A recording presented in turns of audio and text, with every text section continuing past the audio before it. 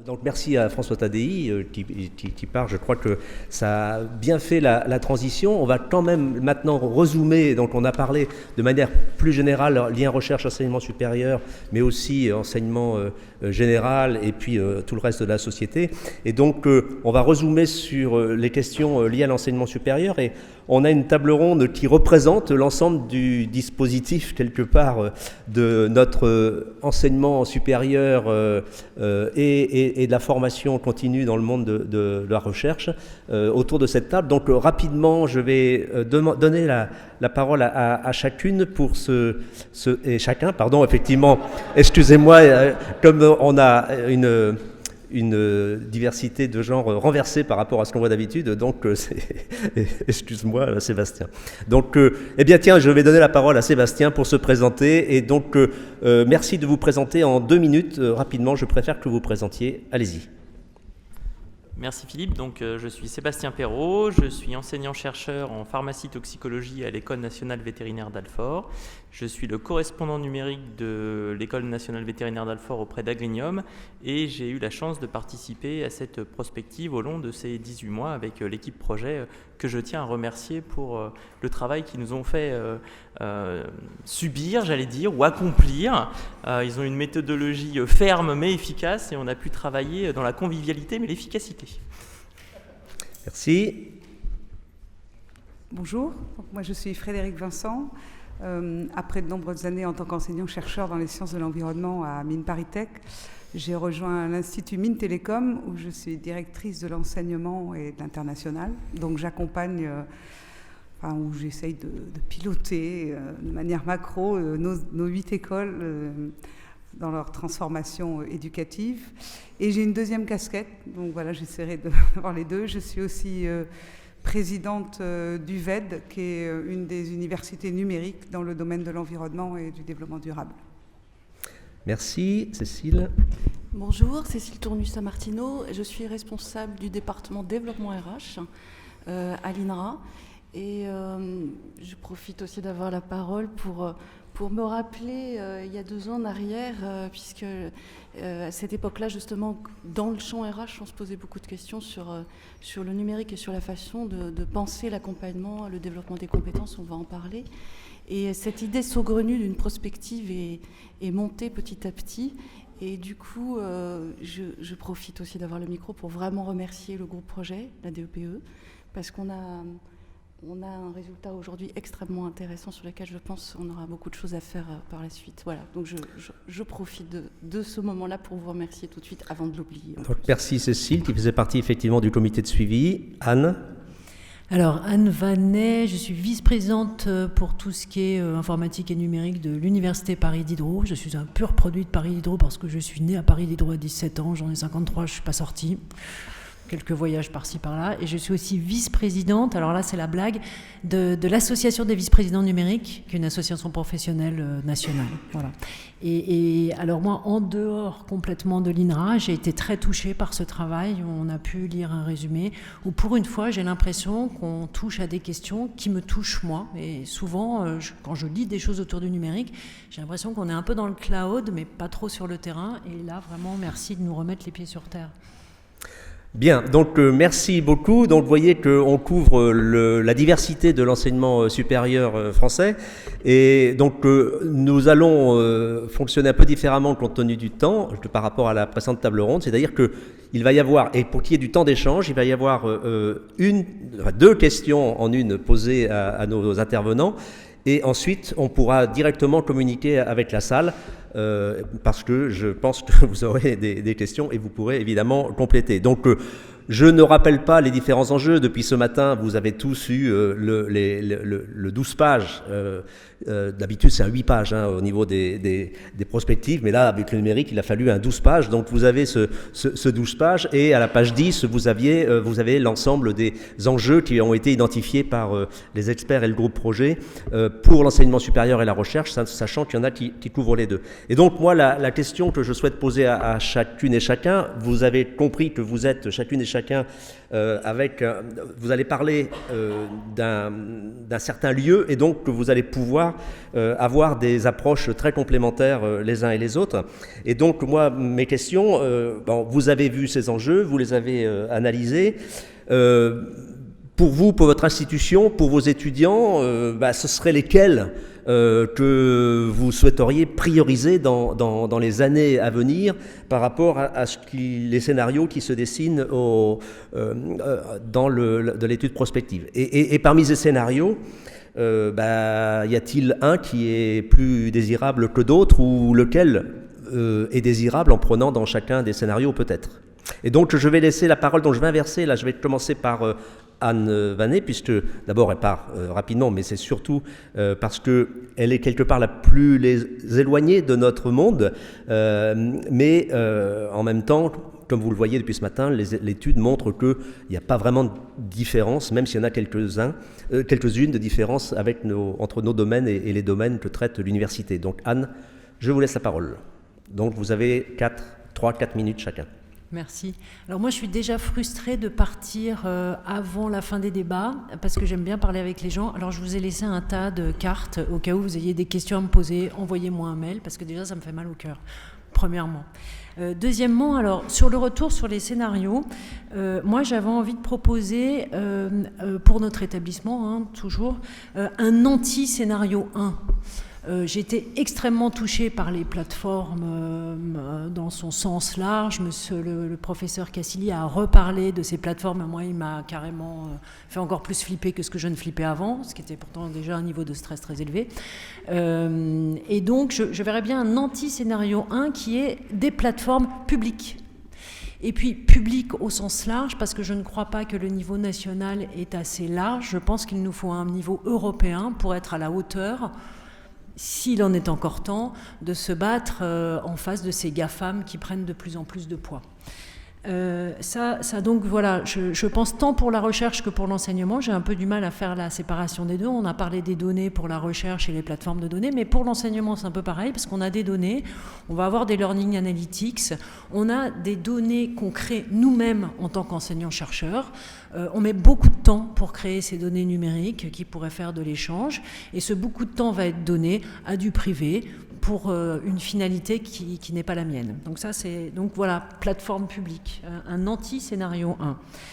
Et puis le deuxième point, mais ça je pense que c'est même pas un choix, c'est l'environnement que vous touchez par deux scénarios différents, qui est la préservation de la planète, mais ça c'est pas un choix, c'est une obligation, et la frugalité du numérique. Alors vous allez me dire, c'est un peu marrant de voir une VP numérique qui pousse pour la frugalité numérique.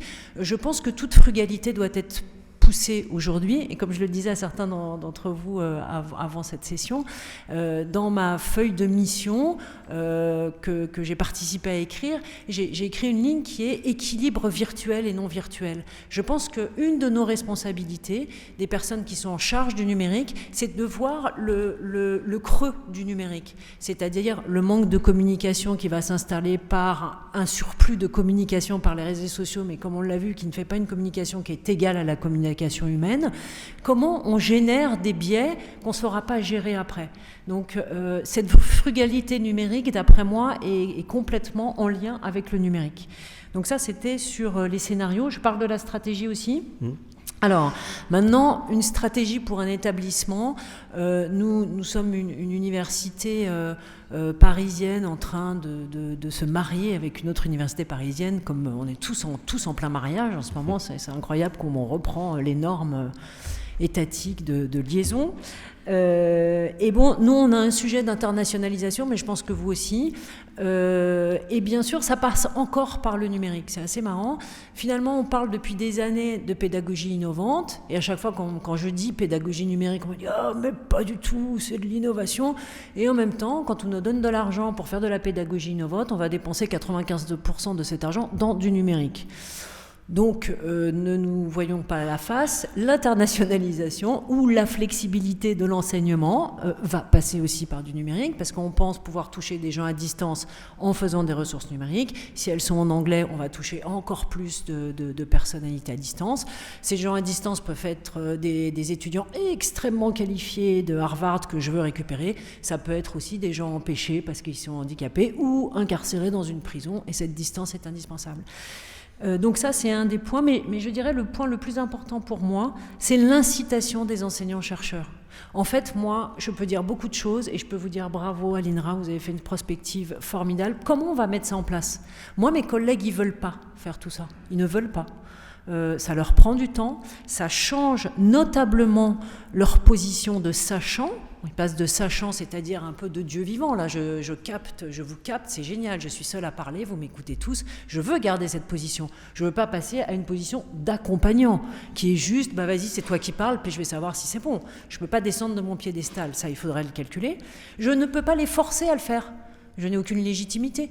Donc ils me disent, Anne, c'est chouette, t'es marrante, toi, tu vas bientôt prendre ton train, mais en même temps, moi, ma carrière, elle passe par la recherche et pas par l'enseignement, et donc je ne vais rien faire pour changer ces choses-là. Donc il y a un changement de posture et qui est doublé par un changement de compétences. C'est-à-dire que mes collègues, même s'ils veulent le faire, ils ont très peur de ne pas y arriver. Donc tout ça, comment finalement le ministère, parce que moi je n'ai pas voix au chapitre pour changer les lois, comment le ministère va nous pondre des lois qui vont permettre à l'enseignant-chercheur de pouvoir se tourner vers des nouvelles façons d'enseigner, tout en pouvant continuer à faire sa carrière. Voilà, et j'ai fini. Merci Anne. Donc peut-être qu'on va du coup donner la parole à Frédéric parce qu'elle représente ici l'autre système, notre fameux système dual université grande école, et donc en étant dans l'animation d'un réseau d'écoles qui sont vraiment concernées par le numérique, le point de vue de Frédéric. Alors, je vous rassure, on a les mêmes problèmes. Rapproche oui, pardon. Là, je vous rassure, on a les mêmes problèmes, que ce soit les grandes écoles ou l'université. Accompagner le changement, c'est jamais simple. On fait la transformation numérique. Le numérique, ça a transformé nos étudiants. Donc, de toute manière, on n'a pas le même public. On forme pour des étudiants, donc il faut forcément qu'on adapte notre système déjà pour les nouveaux usages. Puis on a une deuxième mission. Puis on a une deuxième chose, il faut aussi préparer les étudiants à cette transformation numérique, à de nouvelles compétences, à une agilité, à d'autres modes de travail, à apprendre. Enfin, je pense que tout ça, c'est très très bien décrit dans le rapport. Mais pourquoi il faut le faire ? Moi, c'est en lien avec les scénarios, les enjeux. C'est quand j'ai lu tout ce rapport, votre étude, enfin le résumé de l'étude, j'ai vu le scénario numéro 1, les GAFA. Après, des choses où j'y reviendrai un peu plus tard. Mais il y a les industriels. En fait, il y a tout. Alors peut-être que le secteur de l'agro est moins concerné, mais dans d'autres secteurs industriels, la transformation numérique, elle appelle d'énormes changements, elle appelle de nouvelles compétences. Et qu'est-ce qui est en train de se passer ? On est en train de voir les industriels penser qu'on ne va pas assez vite, qu'on ne s'adapte pas assez vite, qu'on n'est pas capable de former à ces nouvelles compétences et surtout à faire faire. Et donc, ils sont en train de monter des universités d'entreprise, des choses extrêmement élaborées, agiles, qui remettent en question leur propre organisation. On conduit une étude un peu parallèle à l'Institut Mines Télécom sur la formation de compétences pour les compétences et en quoi nous devons nous adapter pour répondre aux enjeux de l'industrie. Et franchement, la plus grande surprise a été de voir qu'ils ne nous attendaient pas. Donc voilà, je pense qu'on a c'est pas un scénario catastrophe, mais c'est quelque chose qu'il faut prendre en compte. C'est lié à la fois à la formation initiale qu'on est en train de mettre en place. Il faut vraiment qu'on change les modes d'enseignement, qu'on transforme nos campus, et on a des atouts pour ça, mais aussi qu'on travaille avec les industriels.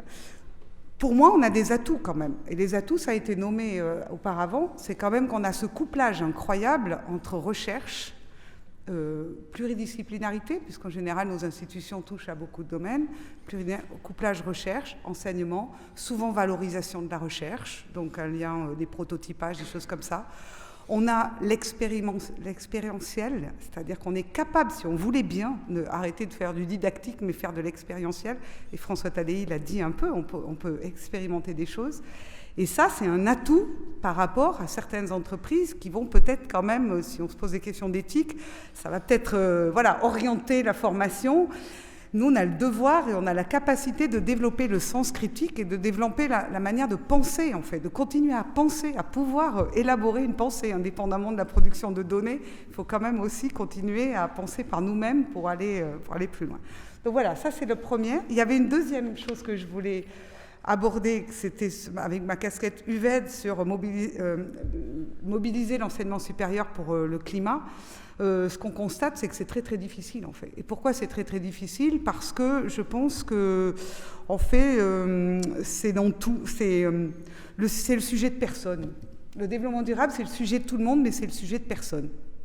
Quelque part, tout le monde a son champ, mais du coup, c'est extrêmement difficile de structurer quelque chose, de dire oui, il faut absolument... Donc, UVED, une université numérique dans l'environnement et le développement durable, c'est une œuvre de bien commun, collective, au service de tous. Et donc, je pense que le numérique, dans ce cas-là, à partir du moment où on bâtit des socles communs d'échange, ça a été dit par François Tadei, c'est extrêmement important pour des sujets comme ça, qui sont les sujets de tout le monde et les sujets de personne, si on n'y fait pas attention. Et alors, je voulais dire quelque chose sur les scénarios. Oui. Parce qu'en lisant vos scénarios, vous m'avez donné une idée absolument fantastique. C'est qu'en fait, les scénarios 2, 3 et 4, on est dans des disciplines agronomiques ici. Finalement, c'est des écosystèmes. On travaille en écosystème. Et moi, j'ai travaillé sur l'écologie industrielle. C'est-à-dire qu'on a voulu résoudre des problèmes. On a l'économie circulaire. On a commencé à faire comme la nature, c'est-à-dire mélanger... essayer de boucler les cycles, de boucler le... Eh bien, je pense qu'il faut combiner les scénarios 2, 3, 4 pour créer un écosystème apprenant qui est donc frugal, à l'image de la nature, qui préserve la planète, qui s'appuie sur le local et qui est coopératif et qui s'améliore de cette coopération. Voilà. Bien, merci beaucoup. On parlera peut-être après de la question de l'éthique professionnelle des ingénieurs, mais ça sera dans un deuxième temps. Je profite du lien que tu as fait, tu as parlé de la formation des professionnels, pour donner la parole à Cécile, qui, elle, va, de sa casquette de responsable formation permanente de l'INRA, va donner son point de vue sur les enjeux. Alors c'est vrai que l'enjeu initial du lancement de cette prospective, c'était tout simplement la question ou la problématique plutôt que nous avions. Certes, à l'INRA, nous avions, je crois que c'est tout ce matin, Philippe Mauguin y a fait référence, développé toute une gestion prévisionnelle des emplois et des compétences, au cours de laquelle nous avions identifié très vite des cibles de compétences en lien effectivement avec ces problématiques de mathématiques, d'informatique, de modélisation de systèmes complexes. Pour autant, le sujet est tellement vaste qu'en termes d'acteurs accompagnateurs en fait, de cette problématique, il était important de mieux cerner ce qu'il y avait aussi derrière ces questions-là en termes de compétences, en termes de métiers et en termes du coup de changement. Alors on en a beaucoup parlé tout le long de la journée et c'est vrai que le point de départ c'était ça. Comment une prospective peut nous aider, nous, côté RH, à anticiper, à avoir une vision la plus juste possible de ces problématiques pour du coup proposer des solutions RH diverses et variées pour répondre justement aussi à ce qui a été dit, à la rapidité avec laquelle justement les compétences, les connaissances, donc les métiers bougent, changent, la complexité aussi des systèmes aujourd'hui auxquels il faut répondre et comment du coup en termes encore une fois, d'acteurs RH qui accompagnent ces problématiques, nous pouvions avoir une vision la plus fine possible. Je pense que justement la prospective nous amène beaucoup de matière. Donc l'autre étape, ça va être maintenant effectivement de travailler un plan d'action. Cependant, au-delà, et si je prends un peu plus de distance, c'est vrai que moi, les scénarios 2 et 3 m'ont pas mal parlé. Je trouve que il y a aussi autour de ces questions RH de compétences, vous avez beaucoup parlé aussi de pluri et de multidisciplinarité et que du coup il y a un continuum effectivement qui me paraît important entre formation, recherche, développement, donc là on peut faire le lien aussi avec l'industrie, et que du coup avoir d'un côté une vision, une politique, tu l'as dit je crois Anne, européenne sur ces questions-là paraît de mon point de vue essentiel par rapport à toutes ces questions, et de l'autre côté la dimension territoriale paraît aussi un espace, justement, je ne sais pas s'il faut dire d'expérimentation, en tout cas d'initiative, dans lesquelles, justement, ce continuum-là peut prendre forme, sens, et où justement, la dimension RH et l'accompagnateur que nous sommes peut avoir de vrais effets peut-être plus directs et plus efficaces. En tout cas, il y a effectivement pour nous des enjeux de compétences, et donc d'accompagnement de ces compétences, et surtout de l'anticipation. Ça a été évoqué à plusieurs reprises, et à l'INRA, c'est des choses qu'on est en train de discuter en ce moment avec d'autres acteurs au sein de l'établissement. C'est toute la question, effectivement, de la valorisation des compétences, de la diffusion des connaissances, et donc tout ce qui a trait aussi à la visibilité qu'on donne aussi à cette connaissance, à la production de celle-ci et aux compétences associées, et à la façon dont, du coup, d'une certaine façon, et Philippe Mauguin en a parlé ce matin aussi, on participe de l'attractivité et quelque part aussi un peu de la fidélisation des talents, parce que ça reste aussi, et c'est une problématique importante. Alors en recherche, mais je pense dans l'enseignement supérieur pareil. Donc ça, c'est vrai que c'est des champs importants en termes d'enjeux, en termes d'objets. Ça a été évoqué aussi un peu ce matin, tout à l'heure aussi par nos intervenants. Plus largement, c'est effectivement le travail qui change. C'est associé certes aux compétences, mais aussi c'est l'environnement dans lequel on évolue. Ce sont toutes les questions d'interaction, de coopération, d'individualisation et en même temps, paradoxalement, de réseaux de plus en plus forts. Donc comment aussi tout ça fait bouger les lignes en termes de structuration RH et donc d'action RH associée. Et puis, ça a été aussi évoqué, je crois que c'était une question, je ne sais plus si c'était en début d'après-midi ou ce matin, mais oui, c'était une jeune dame, je crois, qui posait la question. La RH elle-même doit changer au regard aussi de ces impacts numériques, dans la façon dont on pratique un certain nombre aussi d'actes RH. Le recrutement, donc c'était la question de ce matin, comment aussi, en tant que recruteur, nous changeons un peu nos façons de faire, quel que soit le secteur dans lequel on est. Donc c'est vrai que je pense qu'il y a un enjeu, alors je ne sais plus si c'était 2 ou 3, vous m'excuserez, mais il était question aussi d'inclusion, je crois, du numérique. Et c'est vrai que je trouve que c'est un mot qui me parle bien, c'est-à-dire que pour moi, en résumé, je m'étais écrit inclure mais ne pas subir, c'est-à-dire bien prendre en compte le numérique, le regarder positivement, mais aussi le regarder objectivement. Donc je trouve que la prospective nous aide à ça. Donc utiliser aussi le numérique, mais ne pas remplacer par, je crois que c'est Christine qui le disait aussi tout à l'heure, Christine Cherbu. Dans cet esprit un peu de continuum, nous aussi, ce qui nous importe, et on l'accompagne depuis souvent, Geneviève en parlait aussi ce matin, c'est toute la dimension pluri-acteur, pluridiscipline, et continuer à développer aussi ce type d'approche et à l'inverse ne pas fermer de plus en plus parce que ça peut nous y amener aussi de manière assez irrémédiable. Donc voilà, il y avait un peu tout ça en vrac. Merci. Donc je termine avec le local de l'étape puisque c'est le représentant de l'enseignement supérieur agronomique et vétérinaire. Donc Sébastien, oui, au revoir Anne et merci, on peut t'applaudir. Donc, Sébastien, toi, donc en plus ayant participé à la prospective, est-ce que par rapport à ce que tu as entendu de la part d'Anne et de Frédéric, est-ce qu'il y a des spécificités par rapport à nos objets? Et puis, de manière plus large, comment tu vois les enjeux pour l'enseignement supérieur agronomique et vétérinaire? Alors bien sûr, je partage le point de vue de mes collègues ici présentes. Ça fait 15 ans que j'enseigne dans l'enseignement supérieur agricole.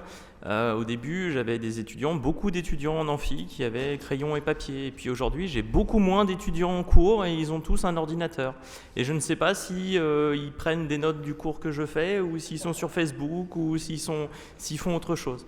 Donc je pense plutôt que de parler de transition numérique, moi je parlerais de transition de l'enseignement avec le numérique.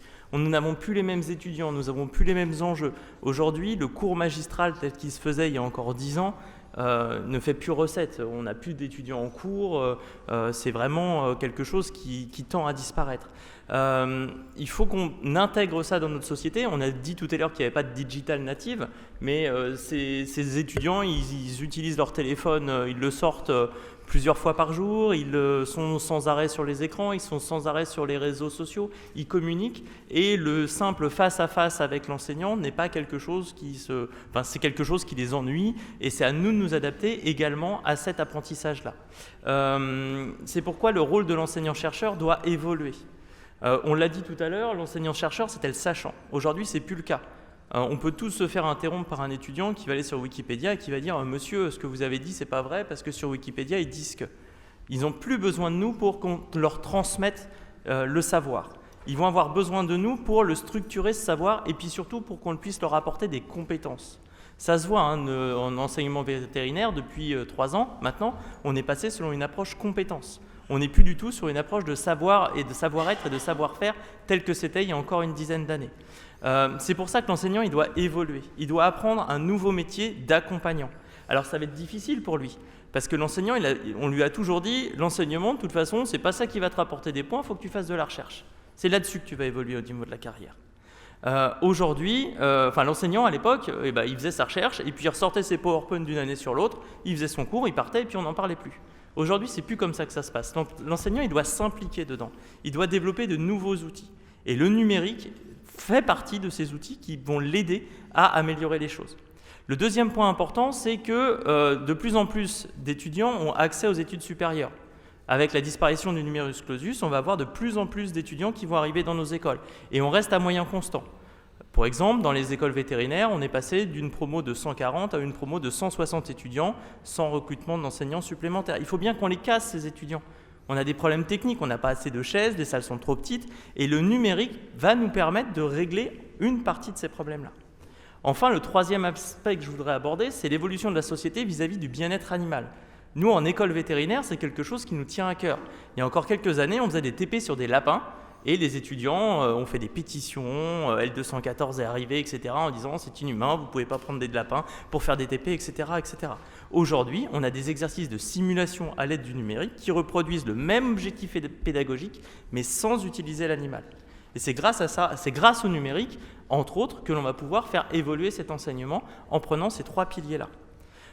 L'enseignant-chercheur doit aussi être vigilant puisqu'il va plus avoir un rôle de coach, d'accompagnant, de conseil, de community manager, mais il doit aussi s'entourer de nouveaux métiers comme les ingénieurs pédagogiques. On ne parle pas suffisamment du rôle de ces ingénieurs pédagogiques, puisque si vous connaissez un petit peu les nouveaux outils numériques, exemple Storyline, VTS, c'est un monde étranger, c'est vraiment un métier à part que de maîtriser ces outils. Et l'enseignant ne peut pas le faire par lui-même, il a besoin d'accompagnants tels que les ingénieurs pédagogiques. Donc on ne va plus avoir le prof dans sa chaire isolé, il va avoir toute une équipe avec lui qui va lui permettre de développer sa pédagogie et son enseignement. Pour ce faire, donc, je vous ai parlé des outils de simulation. On va avoir des modules qui vont être de plus en plus immersifs. La gamification, ça marche aussi très bien. Les étudiants fonctionnent beaucoup par ce système-là. Et également, on va avoir des modèles de co-construction d'enseignement qui vont être facilités avec le numérique. Enfin, on parle beaucoup de mariage, puisque les universités se marient, mais les écoles se marient également. Ça ne sert à rien que les enseignants multiplient les supports numériques, chacun dans son établissement. Grâce aux différents supports, on va pouvoir les mutualiser et peut-être rationaliser l'enseignement et couper toutes les frontières physiques grâce à ceci. Moi, j'ai particulièrement apprécié de travailler sur cette prospective. C'était mon premier exercice de prospective. Autant vous dire qu'au début, ça fait bizarre. On ne sait pas dans quel monde on tombe. Et puis, petit à petit, on voit, grâce à la thématique et à la rigueur de Marco, où est-ce qu'on va. Mais on aboutit à des scénarios qui sont extrêmement clivants. Je pense qu'on est peut-être un petit peu allé dans les extrêmes et que la réalité risque d'être un petit mélange de ces quatre scénarios en essayant de prendre le meilleur de chacun et non pas le pire. Voilà, merci.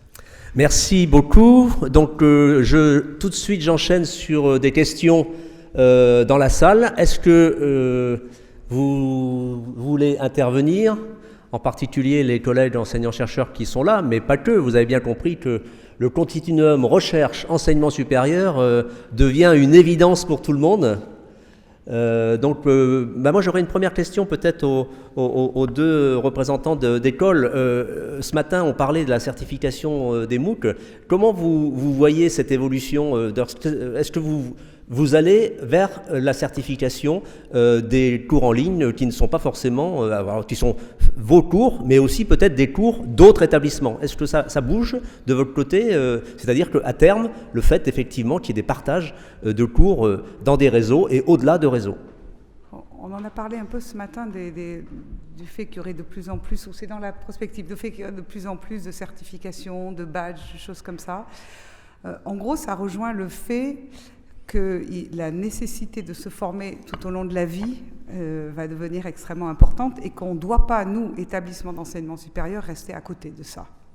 Donc je pense qu'il faut qu'on développe des ressources et des accompagnements et des liens entre nos institutions et le public déjà formé, enfin tout au long de la vie, pour d'abord mesurer les enjeux et puis continuer à être présent et pas laisser la main à des entreprises, etc. Donc le MOOC, c'est une manière, enfin disons le contenu numérique accessible avec des plateformes de collaboration, des choses comme ça, des dialogues avec des enseignants-chercheurs. On peut imaginer tout dispositif d'accompagnement et quelque chose qui peut être intéressant pour la formation tout au long de la vie. Et je pense que mais là, c'est à vous que je dirais. Je pense que les directeurs de ressources humaines vont avoir besoin de voir un petit peu les compétences qu'ont les différentes personnes.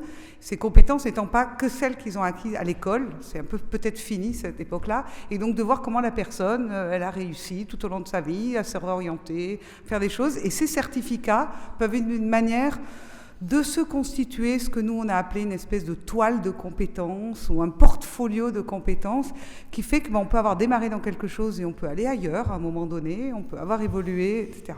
Donc oui, je pense qu'il y a un grand enjeu à la certification et qu'il est bon que nous nous emparions de ce sujet et qu'on a une place à jouer et qu'on ne laisse pas la certification uniquement à des privés qui vont amener des certificats, certes utiles, hein, mais très opérationnels sur un champ. Nous, on peut peut-être aller vers des certifications peut-être un peu plus, soit à la pointe, soit intégrateurs, soit en lien avec nos recherches. Enfin, à nous d'imaginer un peu vers où on peut aller et répondre aux demandes à la pointe de la société aussi. Voilà. Merci. Oui, Cécile, tu pouvais aussi intervenir. Non, mais c'était par rapport à l'interpellation directe. Mais c'est ce que je disais tout à l'heure. Côté RH, effectivement, nous aussi, on a à faire bouger des lignes. Hein. Maintenant, je me pose la question, mais là, ça serait une autre prospective. C'est que je trouve que justement ce travail en termes de partenariat, de collaboration, enseignement supérieur, recherche, il est déjà engagé. Il faut aller plus loin, on est bien d'accord, il y a beaucoup de choses qui doivent se faire. Mais je dirais que c'est devant nous et plutôt de manière positive, c'est mon point de vue. Par contre, encore une fois, je reprends la question de la jeune femme ce matin, où elle se posait la question de la façon dont toutes les discussions qu'on peut avoir aujourd'hui irriguent demain le monde du travail, et en particulier vis-à-vis des entreprises. C'est-à-dire comment aussi on peut faire ce lien-là. Je crois que c'était aussi un peu ta question, peut-être sous un autre angle, mais en termes RH, c'est pareil. Comment cette vision un peu globale, partagée sur la façon demain de former, certes, mais aussi d'identifier les compétences, de les reconnaître, et donc du coup de les organiser et donc de les valoriser peut être utile à ceux qui cherchent du travail et évidemment à ceux qui identifient côté RH. Enfin, il y a certainement aussi un travail à faire de ce côté-là. Mais c'est ce que je dis, c'est une autre prospective. Sébastien, tu veux dire quelque chose ? Oui, juste pour donner l'exemple d'école vétérinaire que je connais bien. Depuis quelques années, on accorde aux étudiants des ECTS libres. Donc, ils ont un enseignant-tuteur qui leur accorde des ECTS en fonction de des stages, des formations complémentaires. Et bien évidemment, les MOOC font partie de ces ECTS libres. Donc là, Agrium a proposé il y a quelques temps un MOOC sur les abeilles. On a fait la pub de ce MOOC auprès de nos étudiants vétérinaires. Et les étudiants qui l'ont suivi jusqu'au bout, je le précise, ont pu valider des ECTS dans le cadre de ces ETS libres. Donc c'est un moyen de faire des compléments au diplôme et de personnaliser les parcours pour nos étudiants. Merci. Est-ce que j'ai l'impression... Si, une question. Levez la main parce que je ne pourrais pas en prendre trop. Hein. Ok, merci. Agnès Leblond de VET-AgroSup. J'avais une question par rapport à parfois ce qui peut apparaître presque comme une opposition entre le présentiel et le distanciel. Moi, je fais partie de ceux qui pensent, au moins pour notre formation initiale, qu'il va falloir trouver un équilibre entre les deux, que c'est pas toujours simple. Mais au-delà de ça, j'entends pas mal de personnes dire que finalement, le distanciel, ça va permettre d'apporter des connaissances et qu'en présentiel, on va pouvoir apporter des compétences. Et je suis pas tout à fait d'accord avec ça, mais j'ai parfois du mal à répondre à ces personnes-là. Alors, j'aimerais bien entendre vos arguments là-dessus. Alors, Frédéric, et puis après... Je pense qu'on va vers une hybridation. Sinon, si on est entièrement en distanciel, c'est assez disruptif pour nos établissements, je pense quand même. Moi, ce que je pense, c'est que les deux apportent compétences et connaissances, les deux.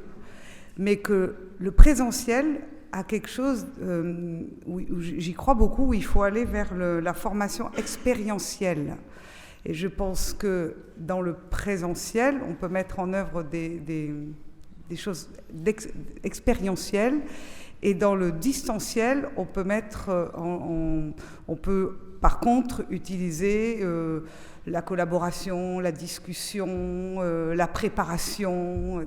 Voilà, je crois que c'est une savante articulation entre les deux, mais je ne vois pas, aller vers le totalement distanciel, et il serait dommage de continuer à faire 30 heures par semaine d'amphi à nos étudiants. Je pense que là, on passerait à côté de quelque chose aussi. Merci. Quelqu'un d'autre veut intervenir? Oui, Cécile. Juste à côté. Je suis complètement d'accord avec ce qui vient d'être dit, et c'est vrai que je pense qu'il ne faut jamais oublier. Je trouve qu'une réponse simple en disant il faut les deux, il faut l'un plus que l'autre, etc. Je trouve qu'il faut je pense que c'est toujours le cas, mais c'est bien de le redire, c'est se poser la question des objectifs qu'on poursuit, de ce vers quoi on veut tendre, et comment effectivement on va répondre à ces objectifs-là au regard, en l'occurrence là, dans ce cas-là, d'étudiants, mais c'est aussi le cas dans la formation continue. Et donc du coup, c'est toujours d'avoir cette pluralité des solutions auxquelles on a accès, et donc de voir quels seraient le maillage le plus pertinent au regard des objectifs qu'on se donne. Et je fais juste un parallèle, parce que je trouvais qu'il y avait quelque chose aussi d'intéressant dans ce que j'ai dans les 12 pages. C'est pas sur distanciel présentiel, là je prends juste un peu de distance aussi par rapport à la recherche. C'était l'expérimentation in silico ou l'expérimentation au labo, et qu'effectivement il y avait aussi les nouveaux métiers qui associaient cette façon d'expérimenter aussi en recherche multiple, qui associe, alors là c'est pas présentiel et distanciel, encore que ça pourrait y ressembler aussi, et que là c'est pareil, c'est peut-être pas forcément de dire il faut ça ou ça, c'est peut-être effectivement d'avoir la capacité en tout cas de faire ce choix-là et d'associer l'ensemble de ces possibilités pour répondre aux enjeux et aux nouveaux fronts de sciences. Enfin, là, je regarde aussi le chercheur qui est Michael, mais enfin, je trouve qu'il y a un peu les mêmes, un parallélisme en tout cas qui peut être fait aussi. Merci. Sébastien, tu veux dire quelque chose? Oui, à chaque fois ils veulent dire quelque chose, il me bouffe mon temps là. Juste pour une précision, distanciel... faut bien distinguer le distanciel synchrone et le distanciel asynchrone. En distanciel synchrone, on est en direct avec les étudiants et il y a moyen d'interagir avec eux. On a plein d'outils pour que les étudiants posent des questions, avancent, interagissent. Donc en gros, c'est pas différent d'un véritable amphi. C'est vrai que le distanciel asynchrone, où là l'étudiant se débrouille tout seul, c'est là où l'enseignant doit faire preuve de pédagogie, de coaching pour ne pas que l'étudiant se perde dans cette thématique-là. Mais les deux apportent compétences et connaissances. À mon sens, il faut vraiment valoriser la présence de l'enseignant pour qu'elle soit utile à l'étudiant. On a tous connu des cours catalogues où, en lisant le poly, ça nous suffisait largement. Et c'est dans ce sens-là que j'utilise le distanciel asynchrone principalement. Bon, encore une question. Oui, Michael. Une question à l'interface entre recherche et enseignement, c'est quels enjeux de ces scénarios pour la formation doctorale dans nos domaines? Alors, qui veut répondre? Cécile, peut-être, tu veux démarrer? J'ai des collègues de la DARES qui pourraient aussi participer. Isabelle qui est en face. Après, y a-t-il des enjeux spécifiques à la formation doctorale par rapport à la formation des étudiants de manière large, ou comme jusqu'à aller à ce que disait François Tadei, le premier publiant à 8 ans, et que donc tout est question d'éducation numérique aussi.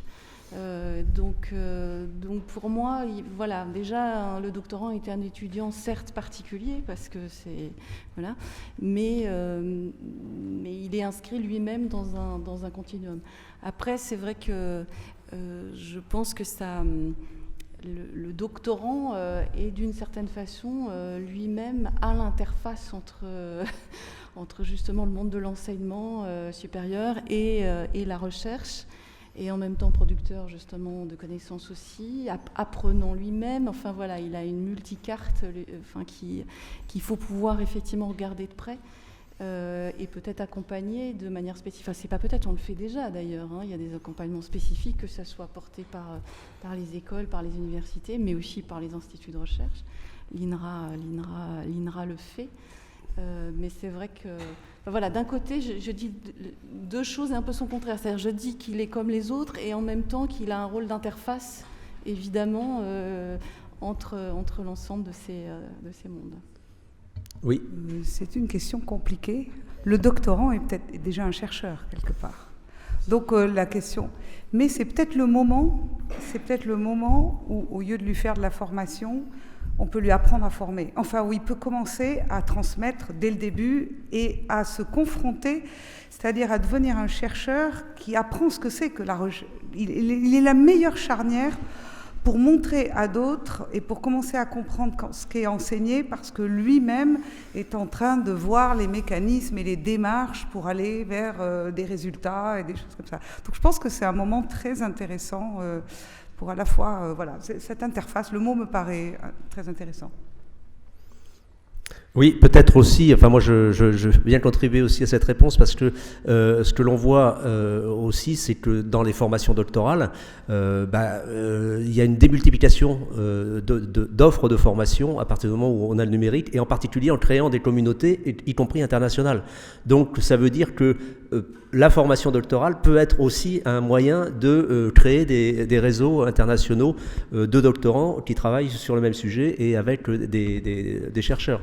L'autre élément aussi très important, pour compléter, c'est la capacité des doctorants à devenir des chercheurs qui vont savoir transmettre effectivement leur savoir. On voit bien aujourd'hui que la communication, la valorisation des connaissances se forme multimédia, et donc on a un projet justement au sein d'Agrignum avec l'INRA qui est de former à la réalisation vidéo des jeunes docteurs. Il y a des gens dans la salle qui y participent, et ça veut dire que demain, tous les chercheurs devront être capables de mettre en scène leurs résultats de recherche et du coup qui serviront aussi la vulgarisation scientifique et la formation. Merci. Je crois qu'il faut que je clôt là. Donc moi, juste en résumé, ce que j'ai entendu dans cette table ronde, c'est qu'effectivement, en termes d'enjeux et en termes d'éléments de stratégie à prendre en compte pour les établissements d'enseignement supérieur, c'est évidemment prendre en compte l'évolution des publics étudiants, à la fois dans le fait qu'ils ont des capacités numériques que les enseignants d'une autre génération n'avaient pas, mais surtout la diversité des publics, avec en particulier l'arrivée de la formation tout au long de la vie. On en parle depuis 20 ans, mais aujourd'hui c'est effectif, et comme le disait Frédéric, il faut savoir se positionner assez rapidement parce que les entreprises ne nous attendront pas. L'autre élément essentiel, et là c'est des enjeux qu'a rappelé Anne, Frédéric et enfin tout le monde, c'est la question de l'accompagnement à la transition de l'enseignement avec le numérique de tous les enseignants, parce que c'est une démarche de changement global, et donc il y a un enjeu important. Bon, je crois que nos ministères en sont conscients, mais il y a un vrai travail, puisque ce n'est pas que de la technique, c'est avant tout des éléments de culture. L'autre élément important, c'est le fait qu'aujourd'hui, avec le numérique, on va pouvoir travailler du local au global, et ça, il faut apprendre à le faire. Il faut apprendre à le faire. Nous, dans nos champs, on va travailler sur les territoires et on va travailler dans des réseaux internationaux. Et donc, c'est essentiel que nous soyons prêts à pouvoir confronter ces différentes échelles. Et puis évidemment, la question de la certification. Je pense que l'enseignement supérieur aujourd'hui a une forme de monopole de la certification, en tout cas des diplômes nationaux. Demain, on ne sera pas forcément avec des diplômes nationaux, et ce seront des compétences, des attestations de compétences. Ça veut dire que la légitimité de l'enseignement supérieur à pouvoir poursuivre sa capacité à certifier les compétences et à délivrer des diplômes qui ont une valeur dans l'entreprise, dans la société, eh bien, le numérique va interroger cela, et donc je pense que c'est important de le prendre en compte.